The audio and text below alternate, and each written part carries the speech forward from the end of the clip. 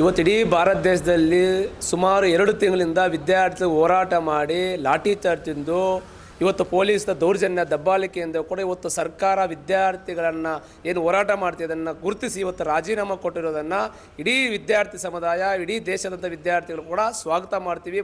ಮತ್ತು ಇದನ್ನು ಸರಿಯಾದ ತನಿಖೆ ಆಗಬೇಕು. ಹಿಂದೆ ಎಲ್ಲ ಗೊತ್ತಿದೆ, 89 ಎಕ್ಸಾಮ್ ಎಕ್ಸಾಮ್ ಆಗಿ ಪೇಪರ್ ಲೀಕ್ ಆಗಿ ಯಾವುದೂ ಕೂಡ ತನಿಖೆ ಆಗಿಲ್ಲ. CBIಗೆ 15 ಕೇಸ್ ಕೊಟ್ಟಿದ್ರು, CIDಗೆ 20 ಕೇಸ್ ಕೊಟ್ಟಿದ್ರು, ಯಾವ ತನಿಖೆನೂ ಯಾರಿಗೂ ಶಿಕ್ಷೆ ಆಗಿಲ್ಲ. ಆ ರೀತಿ ಆಗ್ದಂಗೆ ಇವತ್ತು ದೇಶದ ಪ್ರಧಾನಮಂತ್ರಿಗಳು ಏನು ಮಾತಾಡಿದಾರೋ ರಾತ್ರಿ 12 ಗಂಟೆಯಲ್ಲಿ, ಇಲ್ಲ ಕಠಿಣವಾಗಿ ಎಂಕ್ವೈರಿ ಮಾಡಿ ಅವ್ರ ಮೇಲೆ ಶಿಕ್ಷೆ ಪಡಿಸ್ತೀವಿ ಅಂತಿದ್ದಾರೆ. ಅದನ್ನು ಮಾಡಬೇಕು.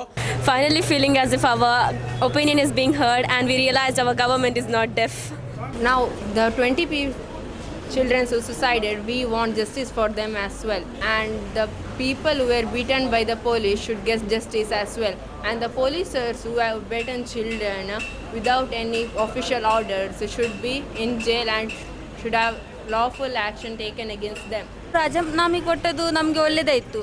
ಅಂದರೆ ಇನ್ನು ಮುಂದಿನವರಿಗೆ ಗೊತ್ತಾಗಬೇಕು ವಿದ್ಯಾರ್ಥಿನ ಒಟ್ಟು ಹೇಗೆ ಅಂತ. ಒಗ್ಗಟ್ಟಿನಲ್ಲಿ ಬಲ ಇದ್ದಂಗೆ ಹಾಗೆ ನಾವು ವಿದ್ಯಾರ್ಥಿ ಎಲ್ಲೋ ಇದ್ದರೆ ಸಹ ನಾವು ಎಲ್ಲರೂ ಒಟ್ಟಿಗೆ ಇದ್ದ ಹಾಗೆ ಇರ್ತದೆ.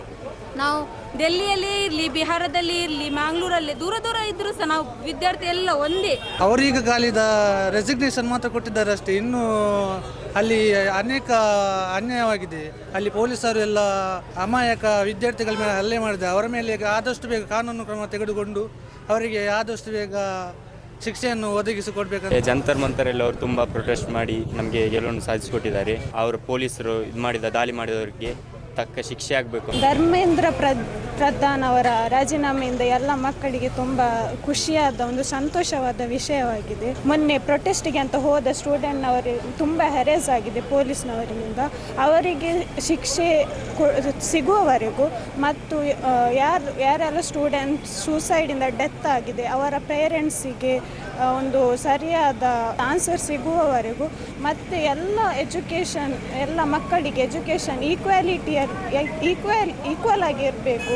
ಅಲ್ಲಿ ತನಕ ನಮ್ಮ ಸ್ಟೂಡೆಂಟ್ನವರ ಪ್ರೊಟೆಸ್ಟ್ ನಡೀತಾ ಇರ್ತದೆ. Feeling very happy. Now students will not have any issue, I guess so. I hope so. The future, whoever is going to take that position will be the way we want a leader to be.